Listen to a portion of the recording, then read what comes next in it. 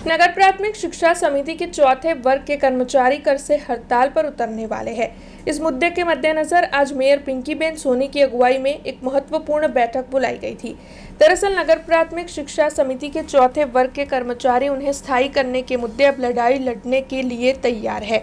ऐसे में वडोदरा महानगर पालिका की बड़ी कचहरी पर यह विशेष बैठक मिली थी, जिसमें स्थायी समिति के अध्यक्ष डॉक्टर शीतल मिस्त्री, नगर प्राथमिक शिक्षा समिति के अध्यक्ष निशित देसाई और शासनाधिकारी भी मौजूद रहे थे। इस मामले में पालिका की स्थायी समिति के चेयरमैन डॉक्टर शीतल मिस्त्री की प्रतिक्रिया भी सामने आई है। उनका ये कहना है कि ये कोर्ट की मैटर है, इस बारे में हम कुछ कह नहीं सकते हैं, लेकिन इस मामले में वक्त लग सकता है। हालांकि उनका ये कहना है कि आज की बैठक सिर्फ इसी विषय को लेकर नहीं मिली है, बल्कि वृक्षारोपण समेत के कई मुद्दों पर भी इस बैठक के तहत चर्चाएं की गई है। जबकि इस मामले में शिक्षा समिति के अध्यक्ष निशित देसाई की प्रतिक्रिया भी सामने आई है। उनका ये कहना है कि इस मामले को लेकर हम पॉजिटिव है, लेकिन ये जो विषय है वो लंबा वक्त ले सकता है। हालांकि इसकी समस्या को सुलझाने की दिशा में हम प्रयत्नशील है। शिक्षण समितिना चेरमेन અને શાસનાધિકારી એ નગર પ્રાથમિક શિક્ષણ સમિતિના જે અલગ અલગ વિષયો હોય એની ચર્ચા કરવા માટે એક રૂટીન બેઠક માટે આવ્યા હતા। ખાસ કરીને 5મી જૂનથી જે પર્યાવરણ દિવસની ઉજવણી થવા જઈ રહી છે તે વખતે નગર પ્રાથમિક શિક્ષણ સમિતિની જે 75 જેટલી સ્કૂલની બિલ્ડિંગો છે એમાં પણ બાયોડાયવર્સિટીવાળું પ્લાન્ટેશન થાય એ બાબતની ચર્ચા હતી। એ સિવાય ગઈ વખતે સામાન્ય સભામાં જે દરખાસ્ત મુલતવી રહી હતી એમાં 2 સ્કૂલો કે જે ગ્રાન્ટેડ સ્કૂલો હતી એ સ્કૂલો બંધ થવાથી એમના ટીચરો સાથે આ બાળકોને નગર પ્રાથમિક શિક્ષણ સમિતિમાં સમાવેશ કરવાના છે એ બાબતની ચર્ચા હતી। એ સિવાય ક્લાસ 4ના કર્મચારીઓ છે જે 1992થી એમને ત્યાં નોકરી કરે છે, હાલ 105 જેટલા કર્મચારીઓ છે, એમની પરમનન્ટ થવાની ડિમાન્ડ છે એ બાબતની પણ ચર્ચા કરી છે।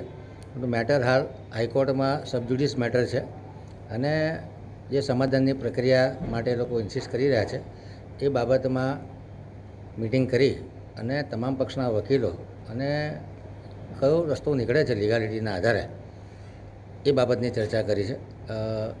લોંગ પેન્ડિંગ ઇસ્યુ છે। કોઈપણ વ્યક્તિ જ્યારે પોતાનો હક માગતી હોય ત્યારે લીગાલિટી કે આ સંજોગોમાં એમની એપોઇન્ટમેન્ટ થઈ છે, કઈ કન્ડિશનના આધારે એપોઇન્ટમેન્ટ થઈ છે, કેટલો પ્રોબેશન પીરિયડ હતો, પ્રોબેશન પીરિયડ પછી એ લોકોને કાયમી કન્ફર્મ કર્યા છે કે નહીં, આ અલગ અલગ મુદ્દાઓ પર તપાસ કરવાની જરૂર છે।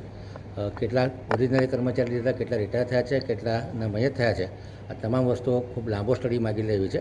એટલે ઓવરનાઇટ તો સમાધાન થાય એવું મને નથી લાગતું, કારણ કે આમાં તો આખું એડમિનિસ્ટ્રેટિવ લેવલે પણ ડિસિઝન લેવાની જરૂર છે। જે કામગીરી કરવાની છે કરતા રહીએ છીએ અને આ એક લાંબો પ્રોસિજર છે, 30-32 વર્ષથી ચાલતો આવેલો પ્રોસિજર છે। એમાં બી સમય લાગ્યો છે આટલો, તો કદાચ સમય લાગે પણ અમે એવું કોઈ મત અમારા તરફથી અમારો એક જ મત છે કે આ કામ પૂરું કરવું છે। એટલે આટલી લગાતાર બેઠકો અમારું બોર્ડ બન્યું ત્યારથી અમે કરતા આવ્યા છે અને અમે અમારા છેલ્લા પ્રયત્ન લાગી રહીશું। અમે અમારા પ્રયત્ન કરતા રહીશું।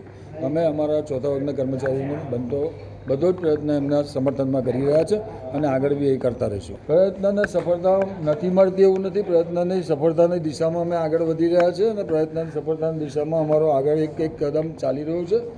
અમારા જે લોકોને આ વિષયમાં જે લોકો કામે લાગવાના એ બધા જ લોકો એઓ હોય કે પૂર્વ એ હોય, હું હોઉં કે મારા પૂર્વ ચેરમેન હોય કે અત્યારના અમે કોર્પોરેશનમાં આવ્યું તો એ અમારા મેયરશ્રી છે કે અમારા રેવન્યુશ્રી છે, દરેક જણ આના માટે પોઝિટિવ છે અને પોઝિટિવલી આના માટે અમે લોકો કામે લાગેલા છે।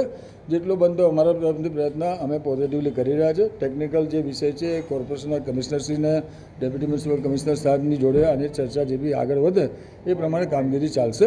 નવા કમિશનર બદલાવાથી થોડોક એની અંદર વિલંબ થયો છે અને વિલંબ થાય એ વ્યવહારિક છે। એમની બી નવી વિષય છે, નવો વિષય સમજવામાં એમને બી સમય જોઈએ, એ સમય આપવો પડે એવી અમારી માનસિકતા છે। અમારે એક જ વસ્તુ છે, હું તમને એવું કહું કે મારી પાસે કોઈ ટાઈમ લિમિટ હોત તો કદાચ 32 વર્ષ પહેલાં કોઈ આપી દીધી હોત। આમાં કોઈ ટાઈમ લિમિટ અમારા તરફે ના હોય।